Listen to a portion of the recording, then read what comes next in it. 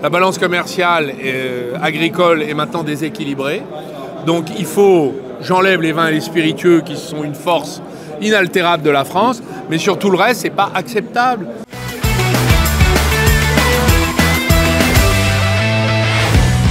Monsieur Arnaud Montebourg, ravi.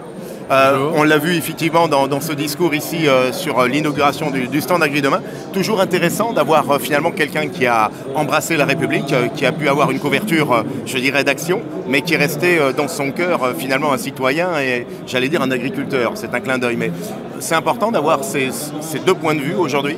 Oui, c'est le même d'ailleurs. Ouais, c'est le même. L'agriculteur d'en bas que je suis un peu, parce que je suis associé à des agriculteurs et que nos entreprises visent à relocaliser de l'activité agricole sur le sol français et redonner de l'activité à des agriculteurs, financer leur activité et travailler avec eux.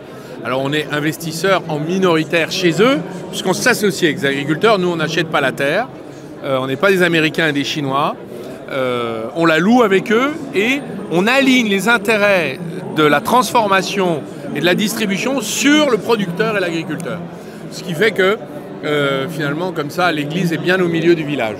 Bon, c'est important parce que c'est vrai, on évoquera cette souveraineté alimentaire qui nous anime, mais on se sent souvent bien loin des instances gouvernementales quand on est finalement les pieds dans ces champs. Et on voit souvent finalement que des politiques, Christiane Lambert d'ailleurs l'évoquait, finalement sont des grands fleuves alors que nous sommes, nous, des petits ruisseaux. Et j'évoque finalement ce monde agricole. Oui, mais il y a une force dans le monde agricole, c'est son unité. Et il y a aussi, je crois, des leaders de très haut niveau. Christiane Lambert en a fait partie elle a le sens du compromis. Elle a su à la fois défendre le modèle économique, car on doit rémunérer honnêtement l'agriculteur et le travail raisonnablement. Et en même temps, elle a su faire évoluer les considérations environnementales qui touchent l'agriculture pour satisfaire le consommateur. Donc, elle a fait ce travail. Et elle l'a fait brillamment. Alors le gouvernement, il est obligé d'écouter un tout petit peu ce qu'une profession aussi forte peut dire.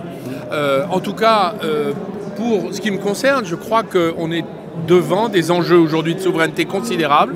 La balance commerciale agricole est maintenant déséquilibrée.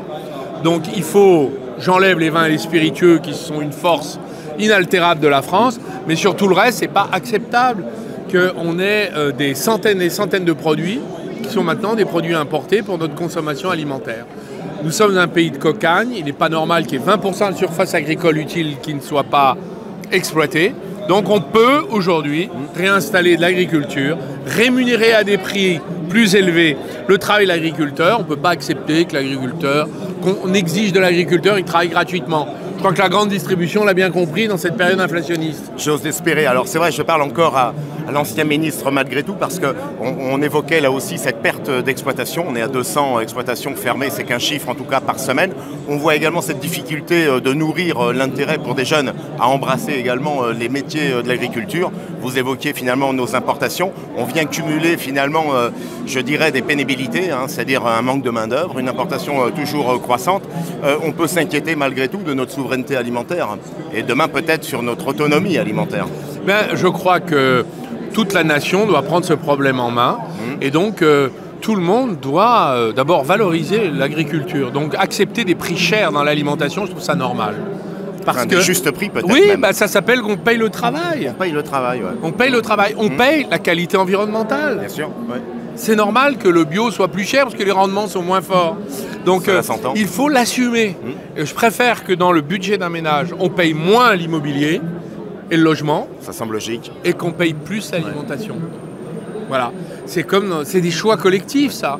Donc là-dessus, faire baisser les prix de l'immobilier pourrait être un objectif politique. Écoutez, et accepter de remonter les prix de la nourriture, je trouve que c'est aussi un objectif d'intérêt général. Ça, c'est la première chose. D'ailleurs, dans cette période d'inflation, c'est ce qui est en train de se passer, à la faveur d'ailleurs de la loi Egalim. Exactement, qui a pas si mal fonctionné. Donc elle a des premiers résultats. Ouais. Les événements géopolitiques ont contribué aussi à cette remontée des prix. Donc on a des éléments positifs pour aujourd'hui attirer à nouveau l'agriculture. Et puis il y a aussi le prix du foncier qui est un obstacle. Il va falloir qu'à un moment on imagine des solutions de portage foncier. Comme c'est un bien commun, la terre, on pourrait imaginer que le foncier ne soit pas forcément l'acquisition propriétaire, mais qu'on puisse avoir des baux amphithéotiques par exemple, comme ça existe dans de nombreuses nations, pour que l'agriculteur qui s'installe ne soit pas obligé de payer très cher le prix de son installation et soit endetté à vie, par exemple. Troisièmement, on pourrait imaginer que d'utiliser l'agriculture à des fins d'intérêt général. Par exemple, les tickets alimentaires. C'est un programme sur lequel aujourd'hui nous pourrions dire on va avoir de la commande publique sur l'agriculture pour ramener une nouvelle production et de nouveaux agriculteurs. Et puis enfin, comme on aura payé les agriculteurs qui vont pouvoir, il va falloir les former. Parce que les nouveaux agriculteurs, il va falloir les faire venir d'endroits de la société où on n'imaginait pas qu'ils viendraient. Voilà. Et donc c'est tout ce travail-là qui est à faire. Et avec ça, je pense qu'on peut retrouver notre souveraineté.